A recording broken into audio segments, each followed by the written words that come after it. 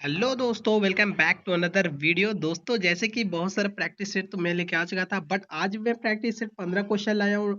Only प्याजे related लाया हूँ, ठीक है ना। ओनली प्याजे रिलेटेड, मनोविज्ञान रिलेटेड लाया हूँ, ठीक है। तो आज की वीडियो बहुत इंपॉर्टेंट होने वाला था प्रैक्टिस सेट में। तो अगर आपका तैयारी अच्छा है, चलिए वीडियो को स्टार्ट करते हैं और देखते हैं 15-15 आता है कि नहीं। तो चलिए बिना लेट करते वीडियो को स्टार्ट करते हैं। तो पहला क्वेश्चन यहाँ पे देख सकते हो दोस्तों। यहाँ पे प्याजे के अनुसार संज्ञानात्मक विकास किस प्रक्रिया के माध्यम से होता है? केवल परिपक्वता से, केवल सामाजिक अंतःक्रिया से, या बच्चों के पर्यावरण सक्रिय अंतरक्रिया से, या केवल अनुकरण से? तो जल्दी से बताओ। तो पहले ही मैंने आपको बताया था हर क्वेश्चन में कि अगर केवल जहां देखे वो एक निगेटिव वर्ड होता है, उसे काट दिया करो। और यहाँ भी केवल है से केवल काट दो, मतलब इसका मतलब आंसर क्या होगा? बी। आंसर क्या होगा? सी होगा, ठीक है। क्या होगा? सी होगा, बच्चों और परिवार का सक्रिय अंतःक्रिया। चलिए दोस्तों, अब आगे बढ़ते हैं और अगला क्वेश्चन देखते हैं, दूसरा। तो दूसरा क्या पूछ रहा है देखते हैं।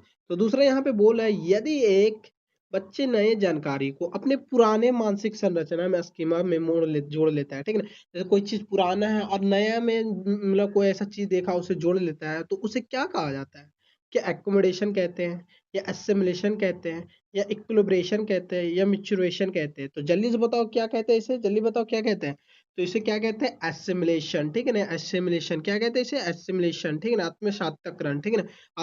आत्मसातकरण बोलता है इसको, ठीक है ना। एसिमिलेशन। एकोमोडेशन नहीं कहते हैं, ठीक है ना। ना इक्विलिब्रेशन कहते हैं, ना मैच्योरेशन कहते हैं, इसको बोलता है आत्मसातकरण। मतलब बी आंसर, ठीक है। चलिए अब आगे बढ़ते हैं और अगला क्वेश्चन देखते हैं।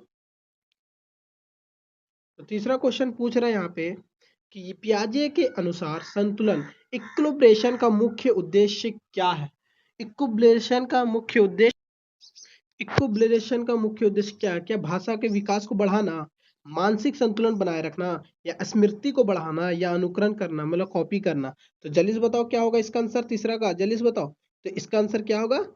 मानसिक संतुलन बनाए रखना, ठीक है ना। 500 इक्विलिब्रेशन का मानसिक संतुलन बनाए रखना। तो पियाजे का आप थ्योरी पढ़े होगे तो ये आंसर आसानी से दे सकते हो। जो जो भाई यहाँ पे पहले से मेहनत कर रहा है, जो पहले से पुराना है, जो नया भी है वो भी दे सकता है। प्रैक्टिस सेट है, बहुत अच्छा है।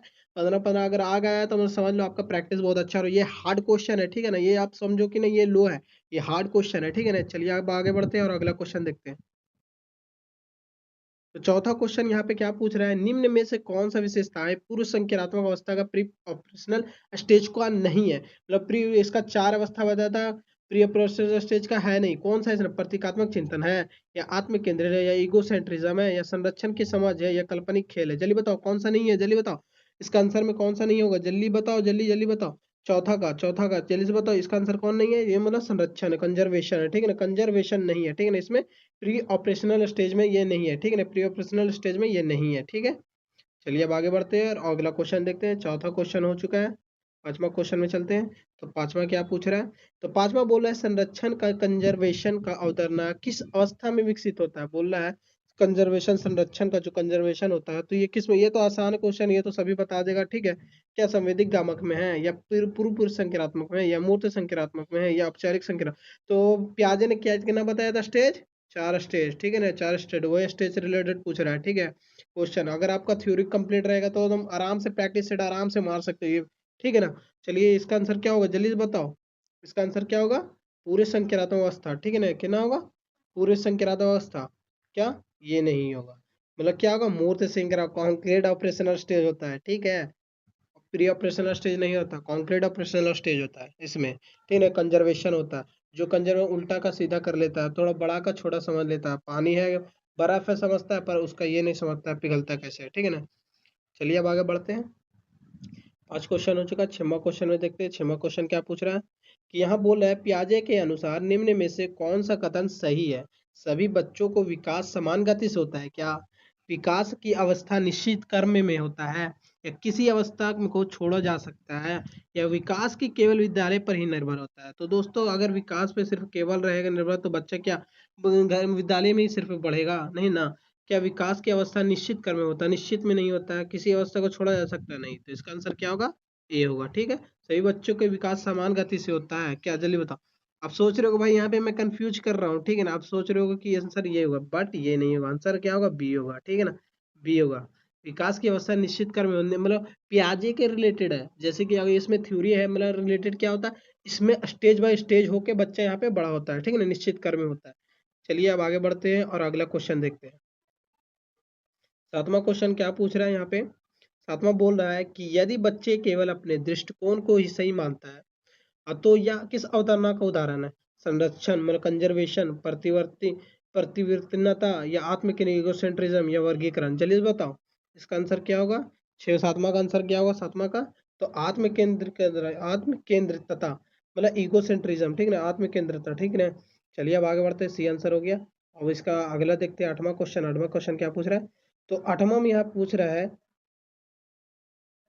अड़मा पूछ रहा है कि प्याजे के अनुसार काल्पनिक एवं अमूर्त समस्याओं को तर्क करने की क्षमता किस अवस्था में विकसित होती है? संवेदिक गामक में या पूरी संख्यात्मक में या मूर्त संख्यात्मक में या औपचारिक संख्यात्मक? प्याजे के अनुसार अमूर्त वाला स्तर के तर्क जो करने लगता है, काल्पनिक सोच करने लगता है, किस अवस्था में होती है?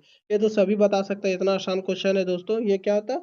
औपचारिक संख्यात्मक अवस्था में, ठीक है, सबसे लास्ट जो फॉर्मल फॉर्मल ऑपरेशनल स्टेज में होता है, ठीक है ना। ये तो सभी को पता होगा, जो 11 से प्लस होता है स्टेज, ये तर्क करने लगता है, मतलब अपने सोच बारे में सोचने लगता है, ठीक है ना। तो अब चलिए आगे बढ़ते हैं और अगला क्वेश्चन देखते हैं। 8 क्वेश्चन हो चुका है, अब ज़्यादा क्वेश्चन ही 15 क्वेश्चन सिर्फ लाया हूँ और देखता हूँ कि आप सबका 15 में 15 बनता है या नहीं। निम्न में से कौन सा गतिविधि मूर्त संख्यात्मक अवस्था के बच्चों के लिए सबसे अधिक उपयुक्त है? केवल रटना, अमूर्त सिद्धांत पर चर्चा या ठोस वस्तुओं के साथ प्रयोग या केवल व्याख्या सुनना?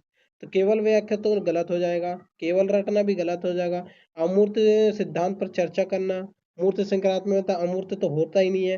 तो यहाँ पे क्या होगा? ठोस, मतलब अमूर्त क्या होता है? फॉर्मल स्टेज में होता है, सबसे लास्ट वाला, मतलब ठोस वस्तुओं के साथ प्रयोग करना, मतलब सी आंसर, ठीक है। चलिए आगे बढ़ते हैं और अगला क्वेश्चन देखते हैं। तो मैंने इस वीडियो में सिर्फ प्याजे रिलेटेड लाया हूँ, इससे क्या होगा? आपका बेसिक मजबूत होगा, ठीक है ना। इससे आपको ये पता चलेगा हाँ हाँ कौन कौन सा क्वेश्चन प्याजे रिलेटेड पूछता है, ठीक है। इसलिए मैं पूरा चैप्टर बाय चैप्टर में पहुंचाऊंगा, chapter by chapter practice set लूंगा, इससे आपका नॉलेज बढ़ेगा और ये प्रैक्टिस से जितना करते रहोगे उतना दिमाग में आता जाएगा। अगर आप एग्जाम में बैठोगे तन दन मतलब पूरा टिक लगाते रहोगे, ठीक है ना, और आसानी से सीटेड एकदम एकदम आसानी से पास कर सकते हो, ठीक है। चलिए अब 10वां क्वेश्चन देखते हैं। तो 10वां यहाँ पे बोला है, प्याजे के अनुसार सीखने में टीचर की भूमिका क्या होनी चाहिए? केवल जानकारी देने के लिए, दंड देकर अनुशासन बनाए करने, या सीखने का अनुकूल वातावरण उपलब्ध कराने के लिए, या केवल परीक्षा लेने के लिए? तो दोस्तों मैंने आपको पहले बताया था, अगर केवल कहीं देखे तो वो नेगेटिव होता है। दंड देकर अनुशासन बनाए कर, दंड भी बच्चों को नहीं दे सकते, अगर दंड दोगे तो वो आपका, भाई आप समझ लो आप रिटायर हो, ठीक है ना। तो केवल परीक्षा लेने के लिए, मतलब इसका आंसर क्या होगा? सीखने के अनुकूल वातावरण उपलब्ध कराने के लिए, ठीक है ना। क्या होगा? सीखने का अनुकूल वातावरण उपलब्ध कराना। तो चलिए अब आगे बढ़ते हैं और अगला क्वेश्चन देखते हैं कि अगला क्वेश्चन क्या, पूरा 10 क्वेश्चन हो चुका है। 11वां क्वेश्चन देखते हैं। तो 11वां बोल रहा है यहाँ पे, प्याजे के सिद्धांत के अनुसार स्कीमा क्या है? प्याजे के सिद्धांत के अनुसार स्कीमा क्या है? क्या स्मृति परीक्षण है, या मानसिक संरचना या ज्ञान का ढांचा है, क्या भाषा का नियम है, क्या व्यवहार संशोधन का तकनीक है? तो जल्दी बताओ इसका आंसर क्या होगा 11वां का?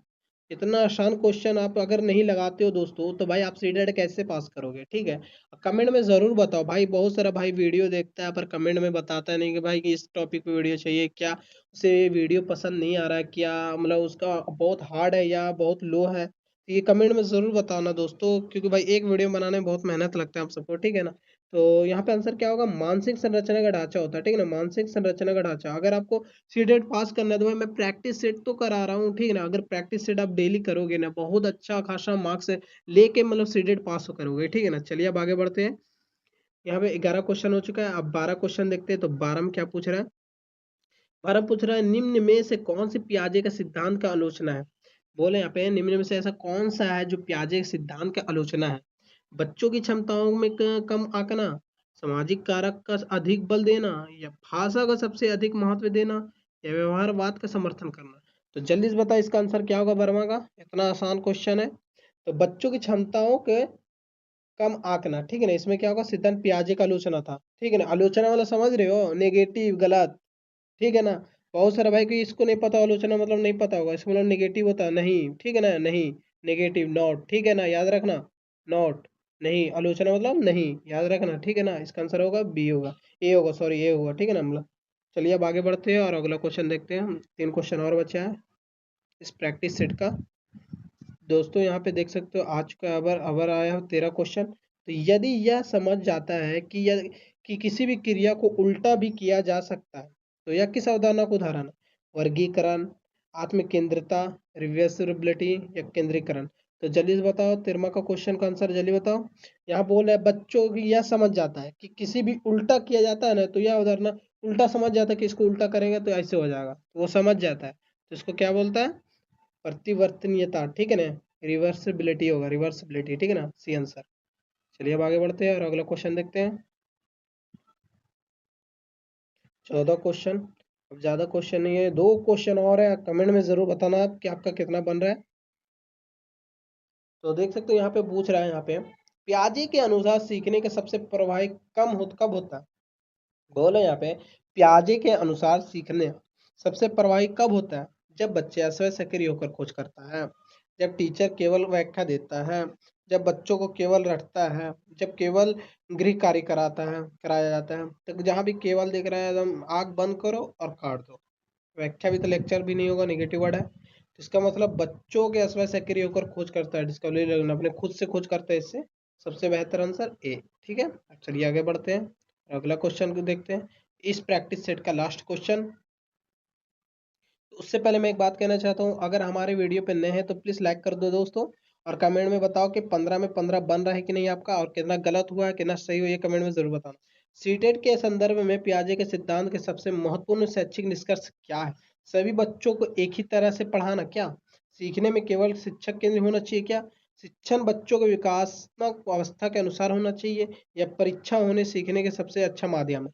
तो दोस्तों जल्दी से बताओ इसका आंसर क्या होगा, तो इसका आंसर क्या होगा जल्दी बताओ। तो यहाँ पे तो सभी बच्चों को एक तरह तो नहीं पढ़ा सकते हो सकता है बच्चा को किसी जल्दी सीख जाता है, कोई लेट में सीखता है, तो एक तरह से आप तो कभी भी पढ़ा नहीं सकते हो, कोई हो सकता है तेज हो, कोई को हो सकता है पुअर हो, मतलब ज्यादा पढ़ने में तेज ना हो। या सीखने के केवल तो भाई ये केवल तो टीचर सेंटर्ड नहीं होना चाहिए, ये बाल सेंटर्ड होना चाहिए, चाइल्ड सेंटर्ड होना चाहिए, यहाँ पर टीचर सेंटर्ड नहीं होना चाहिए। क्या शिक्षण के बच्चों को विकासात्मक, यहाँ बोलो परीक्षा ही सीखने के सबसे, क्या आप एग्जाम लोगे तो इससे बच्चा जल्दी सीखेगा? नहीं, आज के डेट में ज़्यादा ही एग्जाम लिया जा रहा है, बट ऐसा नहीं होना चाहिए। यहाँ पे बच्चों के लिए सबसे एक्टिविटी ज़रूरी है, जितना ज़्यादा एक्टिविटी कराओगे, जितना डिस्कवरी खुद करके वो सीखेगा, उतना जल्दी वो एग्जाम से नहीं सीखेगा करके, ठीक है ना। चलिए, तो इसका आंसर क्या होगा? शिक्षण बच्चों को विकासात्मक अवस्था के अनुसार होना चाहिए, मतलब बच्चे रिलेटेड होना चाहिए, जो भी शिक्षा होना बच्चों रिलेटेड होना चाहिए, शिक्षा नहीं, ठीक है ना, बट शिक्षण बच्चों रिलेटेड होना चाहिए, बच्चों के हिसाब से होना चाहिए शिक्षा, ठीक है। इसका आंसर होगा सी होगा, ठीक है। तो आज के प्रैक्टिस सेट में इतना ही लाया था, तो आपको वीडियो कैसा लगा तो ये कमेंट में ज़रूर बताना, और कितना बना आपका 15 में 15 बना है या नहीं है ये भी बताना, और आपका तैयारी कैसे चल रहा है ये दोस्तों ये भी बताना। आज सितंबर में एग्जाम है, तो आप प्रैक्टिस डेली लगाया करो, और चैनल को सब्सक्राइब कर लिया करो, बेल नोटिफिकेशन ऑल पे सेलेक्ट कर लिया करो, और डेली प्रैक्टिस सेट दो, ठीक है ना। मिलते हैं फिर नेक्स्ट वीडियो में, तब तक के लिए टेक केयर, बाय बाय।